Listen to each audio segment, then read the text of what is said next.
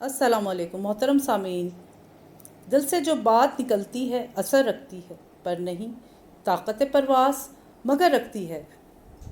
جب اس قرآن رسول اللہ تعالیٰ نے روح انسانی کی تخلیق کی تو اس کی روح یکسر بے چین و مضطرب تھی، کیونکہ وہ جہالت کے اندھیروں میں بھٹک رہی تھی. اسے تلاش تھی ایسے خزانے کی جو اس کی روح تک کو سیراب کر دے. یہاں میں آپ کو بتانا چاہوں گی کہ جتنی عدم انسانی کی تاریخ پرانی ہے اتنی ادب کی بھی، یا یوں کہہ لیں کہ انسان اور ادب کا چولی دامن کا ساتھ رہا ہے.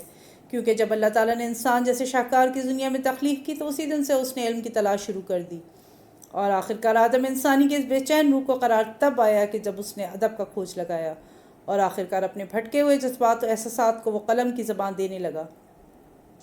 یہ تو ادب کی بات ہو گئی، اور اگر ہم نظم کی ابتدا کا سراغ لگائیں تو ہم پر اس حقیقت کا ادراک ہوتا ہے کہ نظم ابتدا ہی سے ادب کی راستاں تھی. کیونکہ اگر ہم ماضی کے پنوں کو پلٹ کر دیکھیں تو اس بات کی سچائی سے کوئی انکار نہیں کر سکتا کہ ابتدا ہی سے نظم ادب کی پاسباں رہی ہے.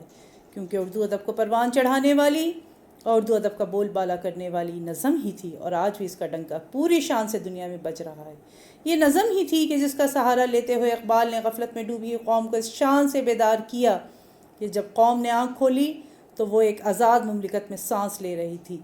میں بالکل بھی اس بات کی نفی نہ کروں گی کہ اگر اقبال اپنی نظموں کا جادو نہ چلاتے تو شاید آج ہم آزاد مملکت میں سانس نہ لے رہے ہوتے. لہٰذا نظم جیسی پرتاثیر صنف کو ہم نے ہمیشہ زندہ رکھنا ہے اور اس کی ترقی کے لیے کوشاں رہنا ہے.